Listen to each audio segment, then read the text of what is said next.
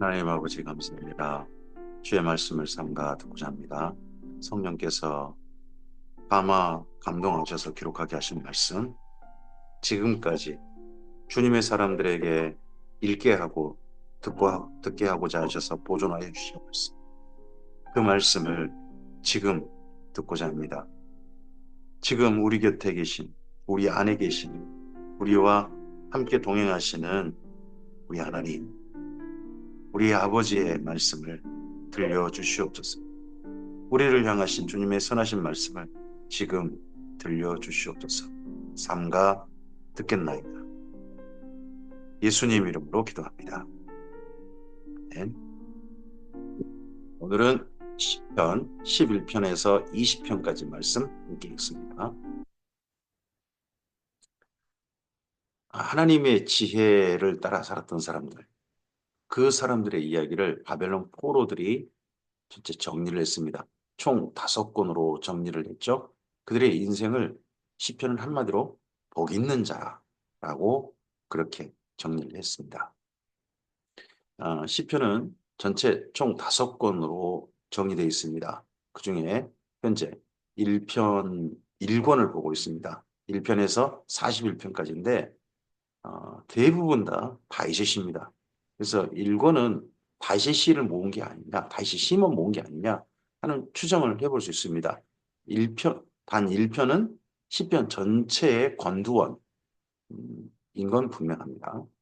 근데 1권 가운데도 저자 미상, 작자 미상인 그런 저자를 밝히지 않고 있는 시편이 몇 편 있는 거죠.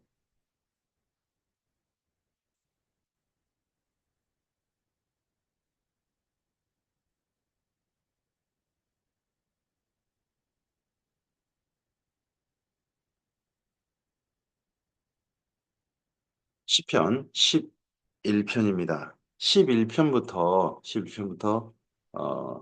의인과 악인과 의인, 이 대조 가운데서 시편이 대부분 구성되어집니다.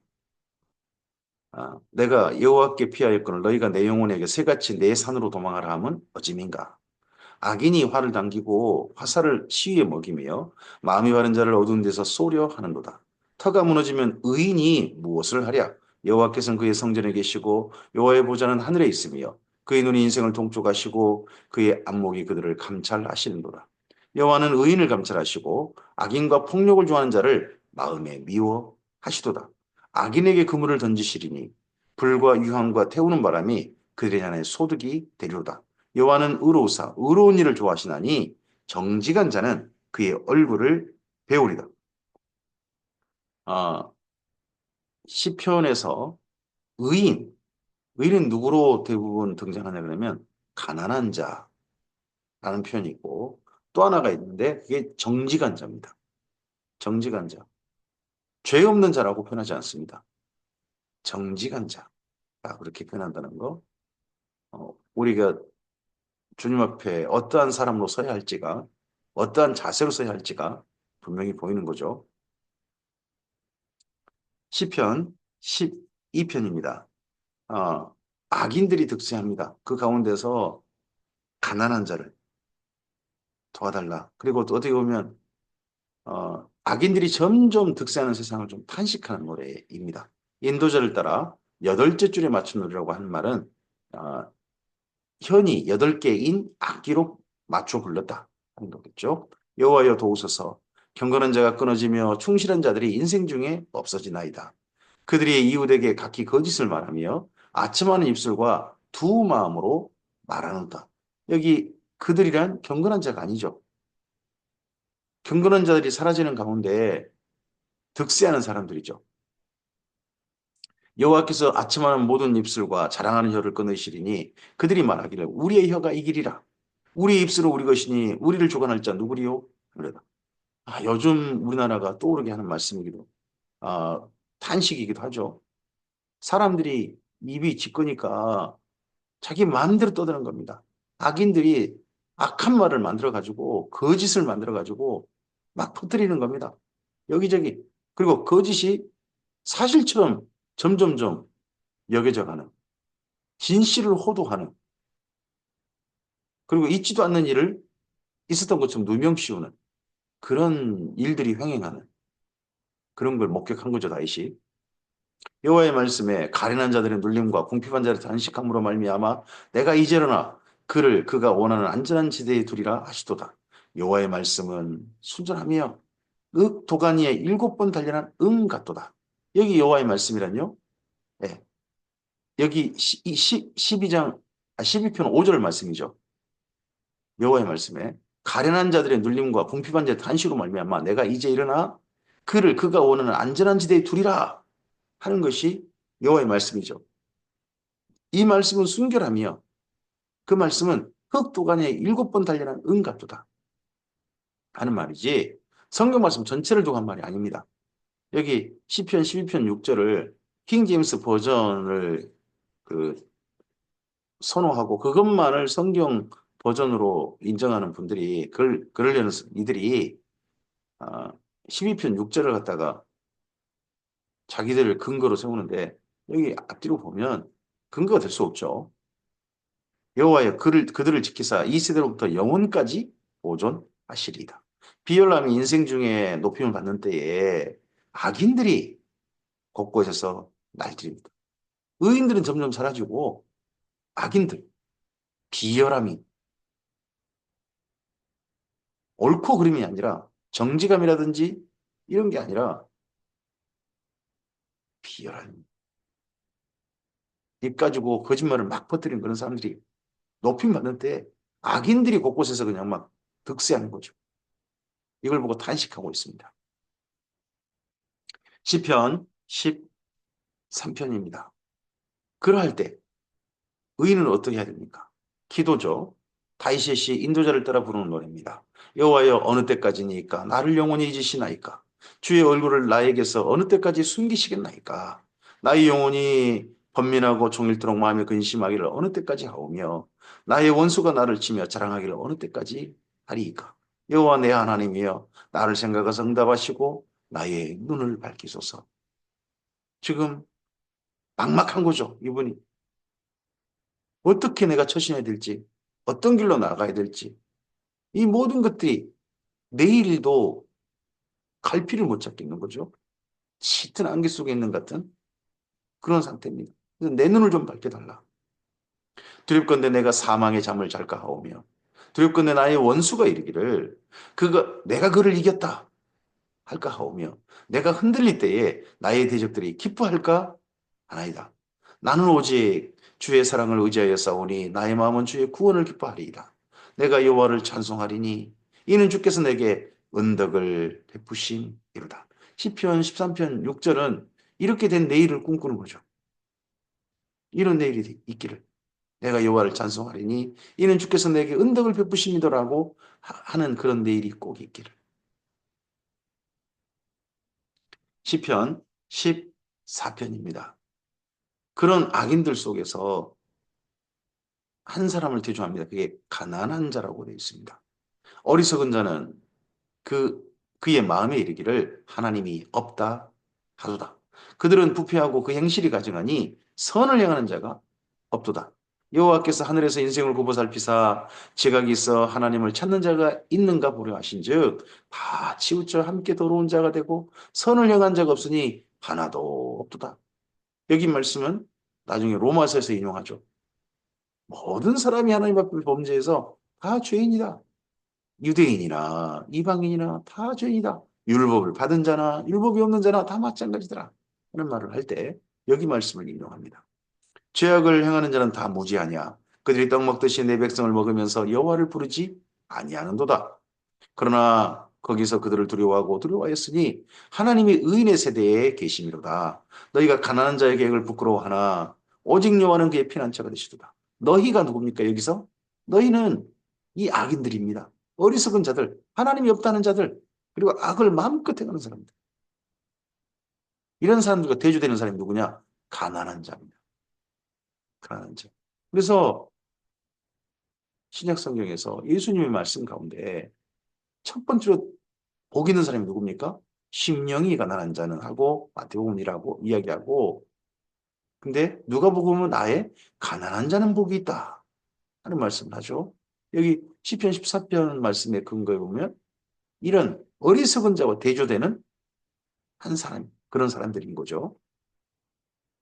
이스라엘의 구원이 시온에서 나오기를 원하도다. 여호와께서 그의 백성을 포로된 곳에서 돌이키실 때에 야곱이 즐거워하고 이스라엘이 기뻐하리로다. 어, 이 시편 14편이 분명히 다윗의 시편으로 되어 있는데 7절은 묘합니다. 7절이 아주 묘해요. 어, 이스라엘의 구원이 시온에서부터 나오길 원한다. 시온에서. 그럼 여기 이미 예루살렘 거기를 다윗이 수도로 삼고 난 다음 다윗성으로 만들고 난 다음 그 다음이겠죠? 근데 여호와께서 그의 백성을 포로된 걸 돌이키실 때에 포로됐다니 백성들이 포로가 됐다니 그걸 돌이키실 때가 언제지? 근데 이게 보통은 바벨론 포로를 말하는 건가? 하고 당황스럽게 생각할 수 있죠. 그럴 수 있다고 봅니다. 또 그때일지도 모르겠습니다. 그런데 다윗의 시로 본다면 그때가 아니라 혹여 지금 압살롬의 난 때 사람들이 어리석은 말에 다 다윗이 믿는 하나님 없다 하고 치우쳐버리고 그러할 때 그렇게 탄식하면서 그들을 하나님께서 돌이키실 것이다. 이 가난한 자가 자기가 되겠죠. 그때 있어 보니까 자기 편이 별로 없고 하는 그런 다윗을 이야기 생각해 볼 수 있겠죠.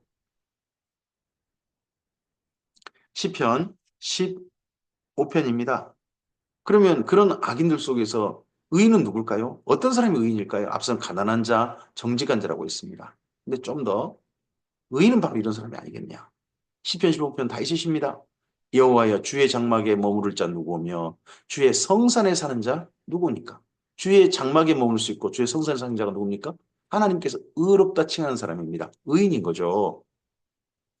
정직하게 행하며 공의를 실천하며 그의 마음에 진실을 말하며 그의 혀로 남을 허물하지 아니하고 그의 이웃에게 악을 행하지 아니하며 그의 이웃을 비방하지 아니하며 그의 눈은 망령된 자를 멸시하며 여호와를 두려워하는 자를 존대하며 그의 마음에 서운한 것은 해로울지라도 변하지 아니하며 이자를 받으려고 돈을 구워주지 아니하며 뇌물을 받고 무지한 자를 해하지 아니하는 자이니 이런 일을 행하는 자는 영원히 흔들리지 아니하리이다.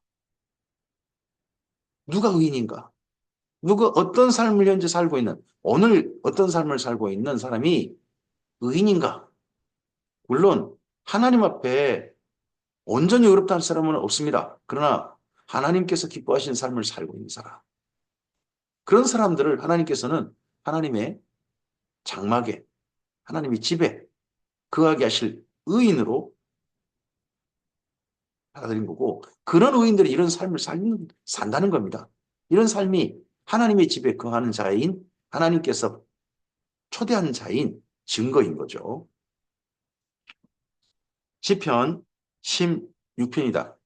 이제 이런 의인들을 두고 이제 다윗이 자기 삶에 다짐을 하는 기도를 합니다.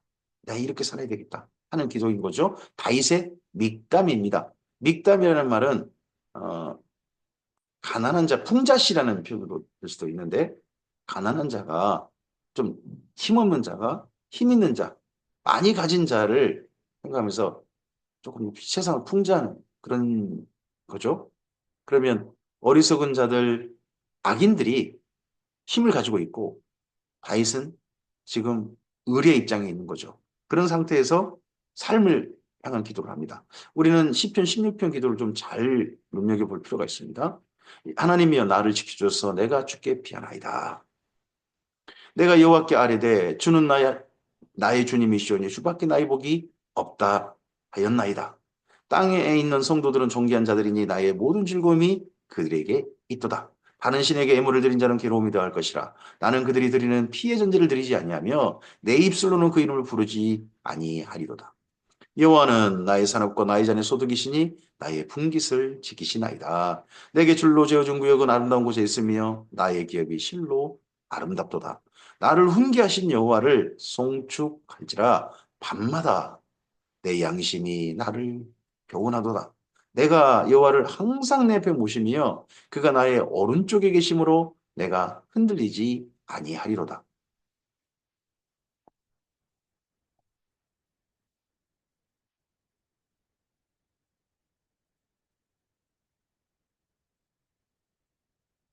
이러므로 나의 마음이 기쁘고 나의 영도 즐거워하며 나의 육체도 안전히 살리니 이는 주께서 내 영혼을 수월히 버리지 아니하시며 주의 거룩한 자를 멸망시키지 않으실 것입니다. 주께서 생명의 길을 내게 보이시리니 주의 앞에는 충만한 기쁨이 있고 주의 오른쪽에는 영원한 즐거움이 있나이다. 힘없는 의뢰 입장에 있는 의인으로서 하나님 앞에 서고 싶은 사람으로서 다시 시편 16편의 말씀은 우리에게 아, 용기를 좀 더 가지게 만들고 이 기도에 동참하게 만듭니다. 오늘 이러한 기도로서 주 앞에 오늘 삶을 바라보는 또한 우리였으면 좋겠습니다. 시편 17편입니다.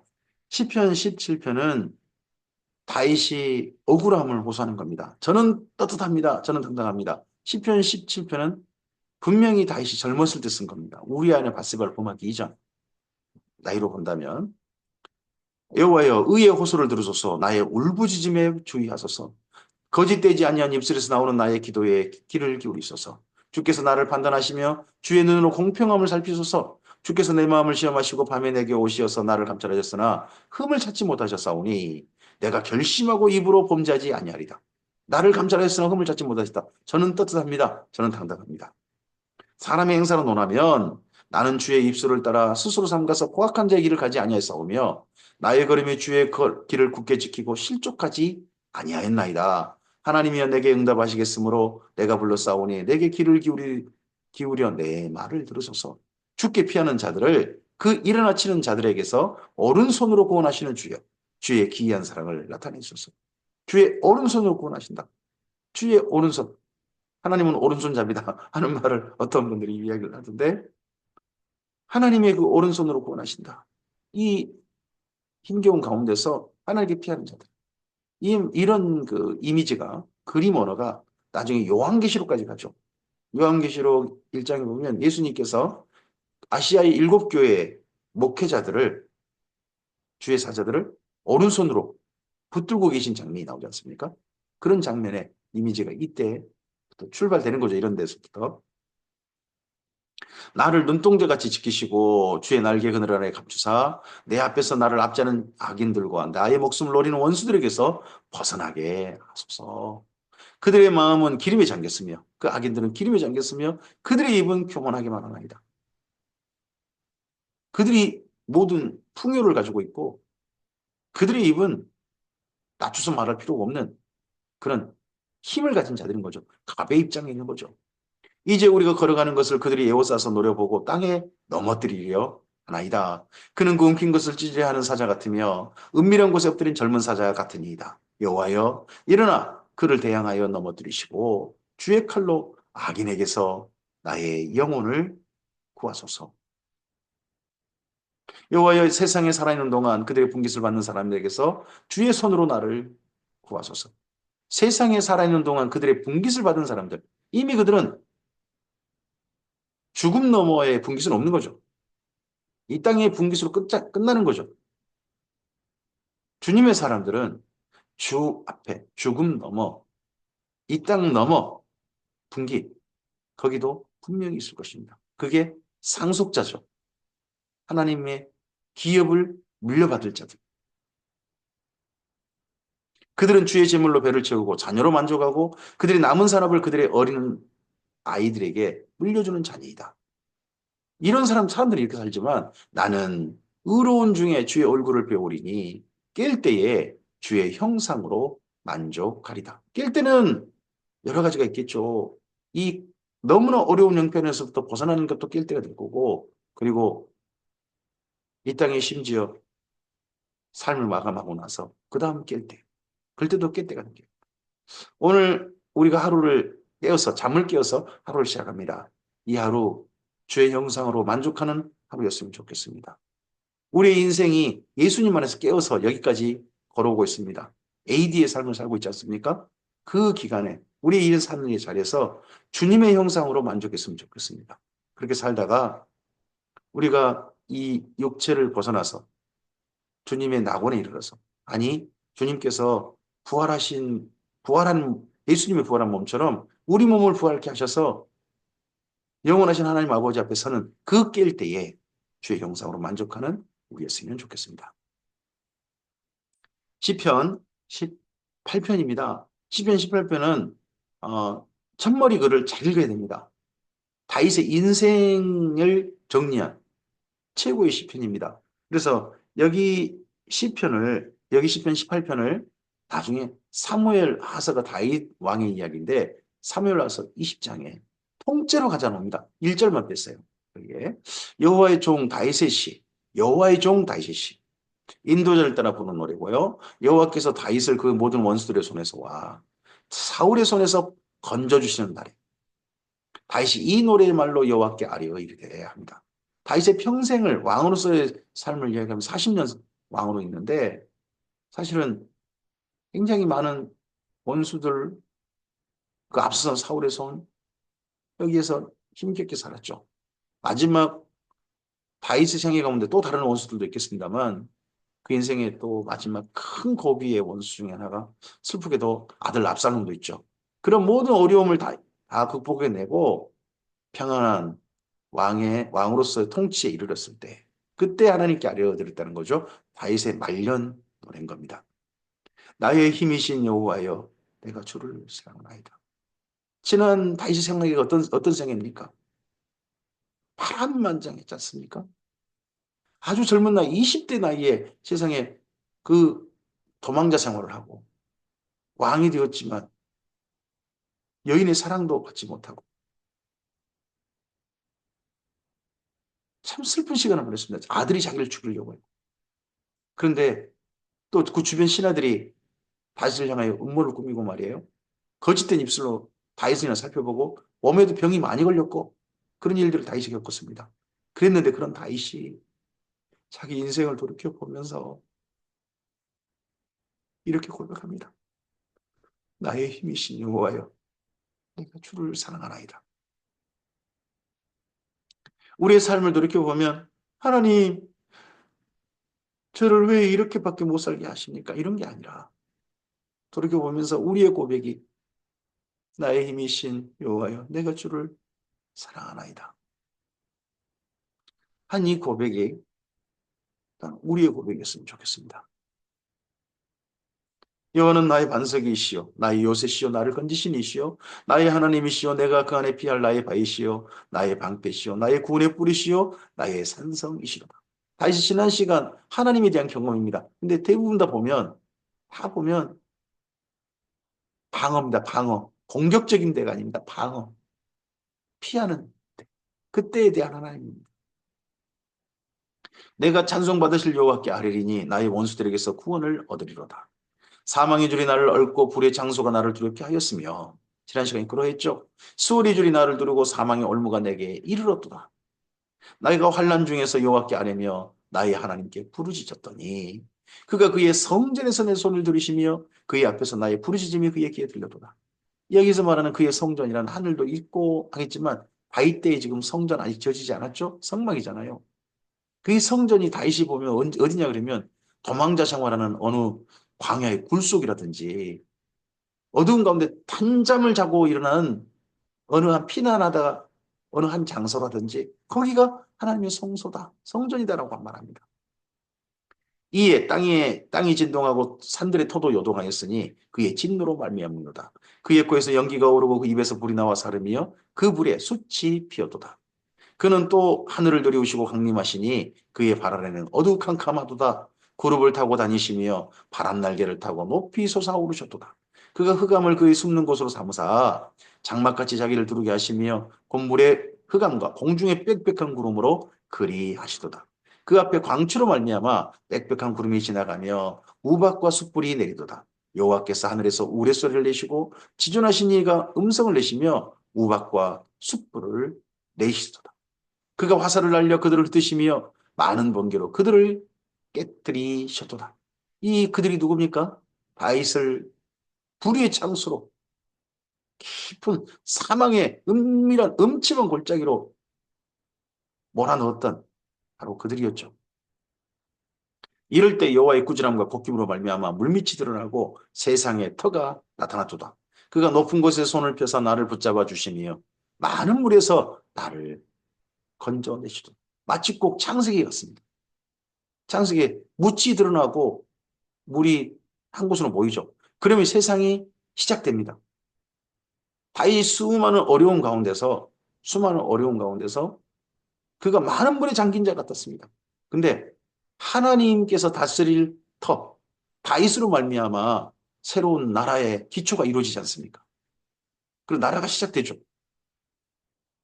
창세기 장면이 언뜻 연상되는 그런 표현으로 예, 그 어려움을 다 이겨내고 새로운 왕조를 시작하는 다윗을 이렇게 돌이켜보고 하나님께 고백드립니다.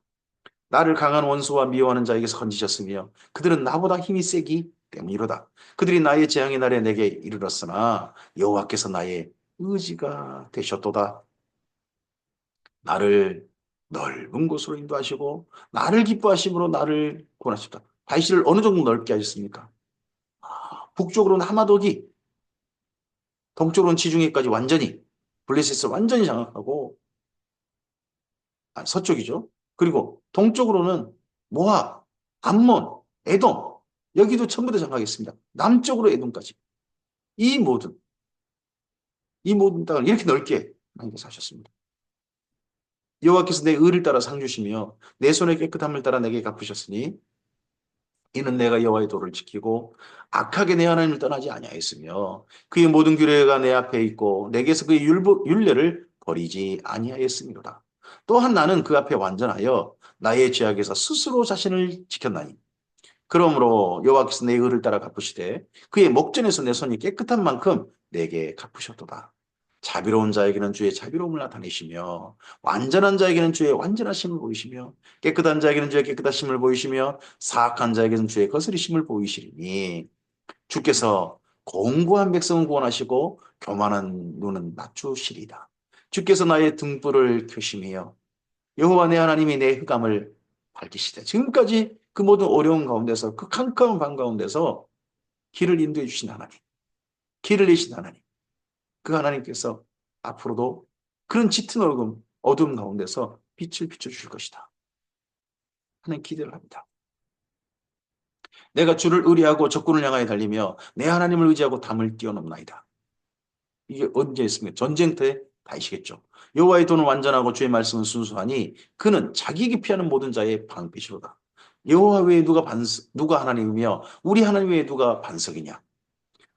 이 하나님이 힘으로 내게 띠띠우시며 나의 길을 완전하게 하시며 나의 발을 암사슴 발갛게 하시며 나를 나의 높은 곳에 세우시며 내 손을 가르쳐 싸우게 하시니 전쟁 때 다윗이 어느 정도 강한 사람이냐? 내 팔이 놋활을 당기도다. 젊었을 때 다윗, 아주 어렸을 때 다윗은 그의 팔로 물맷돌을 던졌죠. 그런데 그 이후 어, 요나단 사울의 아들 요나단과 서로 아주 친밀하게 지내면서 요나단이 활을 잘 쐈던 것 같습니다. 둘이 활 쏘기 놀이하고 하는 장면이 있지 않습니까? 슬픈 장면입니다만 그 활 쐈던 게 나중에 다윗의 주력 무기가 된 것입니다. 이제는 물맷돌이 아니라 활이 주력 무기가 됐는데 어느 정도 활이냐? 노토활입니다. 세상에 노토활을 당기는 정도로 강력한 전쟁터에 어마어마한 용맹을 드러낸 사람이 다윗이었던 거죠. 또 주께서 주의 구원하는 방패를 내게 주시며 주의 오른손이 나를 붙들고 주의 온유함이 나를 크게 하셨나이다. 내 걸음을 넓게 하셨고 그 완전히 가나안 땅을 완전히 장악했죠. 정복했죠. 나를 실족하지 않게 하셨나이다. 내가 내 원수를 뒤쫓아가리니 그들이 망하기 전에는 돌아서지 아니하리이다. 내가 그들을 쳐서 능히 일어나지 못하게 하리니 그들이 내 발 아래 엎드러지리라. 다시는 감히 덤벼들지 못하게 쪽으로는 아람, 남쪽으로는 에돔, 서쪽으로는 모압과 암몬, 그리고 동쪽으로는 블레셋까지, 그리고 시돈까지 전부 다가 복속하게 만드는 그런 다윗의 업적을 이루었죠.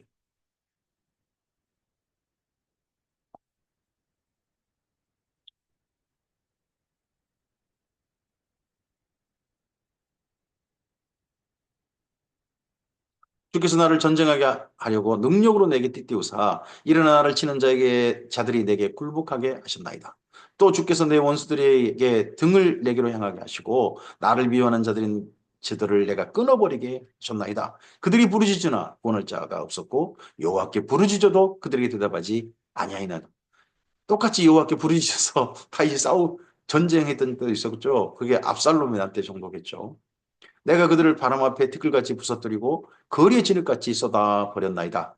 주께서 나를 백성의 다툼에서 건지시고 여러 민족의 으뜸으로 삼으셨으니 내가 알지 못하는 백성이 나를 섬기리이다. 그들이 내 소문을 들은 즉시로 내게 청종하며 이방인들이 내게 복종하리라. 그런 세상을 만들었죠. 하나님 그렇게 되게 하셨죠. 이방 자손들이 세잔하여 그 경광군이 떨며 나오려다. 여호와는 살아계시니 나의 반석을 찬송하며 나의 구원의 하나님을 높일지로다. 이 다윗을 이 다윗 하나님을 찬송합니다. 어, 역사서에서 뭐라고 기록합니까? 하나님께서 다윗이 어디로 가든지 이기게 하셨더라. 이 하나님이 나를 위하여 보복해 주시고 민족들이 내게 복종하게 해 주시도다. 주께서 나를 내 원수들에게서 구조하시니 주께서 나를 대적하는 자들을 위해 나를 높이 드시고 나를 포악한 자에게서 건지시나이다. 여호와의 이름으로 내가 이방 나라들 중에서 주께 감사하며 주의 이름을 찬송하리이다. 여호와께서 그 왕에게 큰 구원을 주시며 기름 부음 받은 자에게 인자를 베푸시며 영원토록 다윗과 그 후손에게다. 이제 이러한 하나님의 도우심, 하나님의 임자심, 하나님의 역사하심이 다윗만 아니 자기만 아니라 후손에게까지도 이어지기를 그는 바랍니다. 시편 19편입니다. 이렇게 안정된 세상, 드디어 평안을 가져오는 온 나라가 평화가 가득하고 했던 그런 날에 다윗이 묵상합니다. 세 가지 묵상이 있는데 우리들 굉장히 많이 알려진 묵상이죠. 다윗의 시 인도자를 따라 부르는 노래입니다. 하늘이 하나님의 영광을 선포하고 궁창이 그의 손으로 하신 일을 나타내도다. 하나님이 지으신 피조물을 봅니다. 날은 날에게 말하고 밤은 밤에게 지식을 전하니 언어도 없고 말씀도 없으며 들리는 소리도 없으나 그의 소리가 온 땅에 통하고 그의 말씀이 땅끝까지 이르도다. 하나님이 해를 위하여 하늘에 장막을 베푸셨도다. 해는 그의 신방에서 나오는 신랑 같고 그의 길을 달리기 기뻐하는 장사 같아서 그의 소리가 온 땅에 통하고 그의 말씀이 세상까지 이른도다. 어떻게 해요? 하나님 말씀이 어떻게 이렇게 이릅니까? 천지 만물이 하나님의 명령에 의해서 지금 움직이고 있다는 거죠. 마치 꼭 우리가 컴퓨터라든지 이런저런 도구들을 우리의 명령어를 전달해서 움직이게 하고 실행시키잖아요. 근데 그게 여기 하나님의 말씀을 이런 시편편 같은 걸 따라하는 것처럼 보이죠. 힌트가 이런 데 있지 않습니까? 하나님은 말씀하신데 그 말씀만으로 세상이 운행되고 있는 거죠. 하늘 이 끝에서 나와서 하늘 저 끝까지 운행하며 그 열기에 피할 자가 또다. 그리고 두 번째 묵상입니다. 여호와의 율법은 완전하여 영혼을 소성시키십니다. 여호와의 증거는 확실하여 우둔한 자를 지롭게 하며 여호와의 교훈은 정직하여 마음을 기쁘게 하고 여호와의 계명은 순결하여 눈을 밝게 하시도다. 여호와를 경외하는 도는 정결하여 영혼까지 이루고 여호와의 법도 진실하여 다우러오니 금 곧 많은 순금보다 더 사모할 것이며 꿀과 송이꿀보다 더 할도다. 하나님의 율법입니다. 율법에 대한 묵상. 다윗의 때에 이 율법이 어떻게 정리되어져서 다윗에게 전달되어졌고 다윗이 그 율법을 만났는지 정확하지는 않습니다. 성경상에서. 이때 어떤 율법책이 있었다. 다윗의 손에 그게 들려졌다. 어떤 경우인지 모르겠습니다. 하지만 이건 있을 수 있죠. 신명기에 보면 모세가 율법을 기록해가지고 장로들과 제사장들의 손에 맡겼습니다. 그런 율법의 사본이라든지 그런 것들이 어느 누군가에게 있다가 다윗의 손에까지 전달됐는지도 모르죠. 그래서 하나님의 율법에 대한 찬송, 율법을 묵상하는 그의 묵상이 이렇게 들어있습니다. 그리고 하나 더, 사람입니다. 또 주의 종이 이것으로 경고를 받고 이것을 지킴으로 상이 크니이다. 자기 허물을 능히 깨달을 자 누구리요? 나를 숨은 허물에서 벗어나게 하소서. 또 주의 종에게 고의로 죄를 짓지 말게 하사 그 죄가 나를 주장하지 못하게 하소서. 그리하면 내가 정직하여 큰 죄가에서 벗어나겠나이다. 사람 중에 누굽니까? 죄인인 납니다. 죄인인 나. 하지만 죄인이지만 이 말씀을 따라서 주 앞에 인생을 설 때에 고의로 짓지 말고 죄가 나를 주장하지 않는 사람, 무엇보다도 정직한 사람으로 주 앞에서 서고 그 죄가에서 죄의 열매, 죄의 허물에서 벗어나는 사람이기를 바랍니다. 나의 반석이시오 나의 구속자이신 여호와여, 이러한 내 입의 말과 내 마음의 묵상이 주님 앞에 연락되기를 원합니다. 우리에게 좀 익숙한 노래가 떠오르지 않습니까? 나의 입술의 모든 말과 나의 마음의 묵상이, 그러한 노래가 여기 시편 19편에 있습니다. 오늘 우리도 이 천진만물 주의 말씀 그리고 나를 보면서 내가 만난 사람들을 보면서 하나님 앞에 내 입의 말, 내 마음의 묵상이 하나님 앞에 아름답게 되고 이 모든 것들이 주께 드려지는 향기로운 산 제물 되었으면 좋겠습니다. 주님 앞에 연락되는 삶으로 오늘 하루 나갔으면 좋겠습니다. 시편 20편입니다.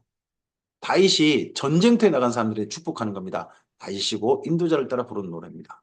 환난 날에 여호와께서 내게 응답하시고, 여기 시편 20편은 너가 있으면 너가 누구냐 그러면 전쟁터에 나가는 이들입니다. 뭐 그중에 대장군이라면 요압이 되겠죠. 하지만 다윗의 군대, 그 모든 군대에게 축복하는 겁니다. 야곱의 하나님의 이름이 너를 높이 드시며 성소에서 너를 도와주시고 시온에서 너를 붙드시며 내 모든 소재를 기억하시며 내 번제를 받아주시기를 원하노라. 셀라. 내 마음의 소원대로 허락하시고 내 모든 계획을 이루어지기를 원하노라. 우리가 너의 승리로 말미암아 계가를 부르며 우리 하나님의 이름으로 우리의 깃발을 세우리니 여호와께서 내 모든 기도를 이루어 주시기를 원하노라. 여호와께서 자기에게 기름 부음 받은 자를 구원하신 줄 이제 내가 아노니 그의 오른손에 구원하는 힘으로 그의 거룩한 하늘에서 그에게 응답하시리로다.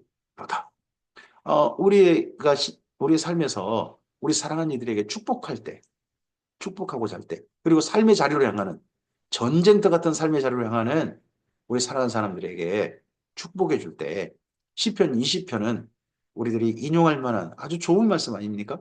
너라는 그 대상 속에 그의 이름을 불러주면서 한다면 또 상당히 다윗을 따르는 멋진 축복이 되지 않을까 싶습니다. 어떤 사람은 병거, 어떤 사람은 말을 의지하나 우리는 여호와 우리 하나님의 이름을 자랑하리로다. 그들은 비틀거리며 엎드러지고 우리는 일어나 바로 서도다. 여호와여 왕을 구원하소서. 우리가 부를 때에 우리에게 응답하소서. 이런 다윗의 축복에 시편 20편 9절은 그 병사들의 화답 아닐까요? 병사들의 화답. 이렇게 축복하니까 왕이여 여호와여 왕을 구원하소서. 우리가 부를 때에 우리에게 응답하소서. 화답하는 그런 뒷절이지 않을까 싶습니다. 시편 말씀을 이렇게 묵상해 하고 있습니다. 함께 읽고 있습니다. 지혜자의 길을 걸었던 사람들입니다. 잠언의 길을 걸었고 욥기의 고민도 있습니다. 그런가 하면 제3의 기회를 제시한 전도서의 삶을 삶 속에 실제 실천했던 사람들의 이야기입니다. 이런 시편을 읽어가면서 지혜자들을 실제 만나는 우리였으면 좋겠습니다. 그리고 그들을 하나님께서 우리에게 보여주신 그들이 롤 모델이 되어져서 우리의 삶 또한 시편에 함께 동행했으면 좋겠습니다. 시편은 150편까지 있습니다. 사도행전 29장을 써가야 하는 것처럼 오늘 우리의 삶이 시편 151편의 삶이었으면 좋겠습니다. 주의 선하신 은혜가 참된 제자의 길을 따라가는 모든 주의 말씀을 삼가드는 주님의 사람들과 함께 하시기를 바랍니다. 감사합니다.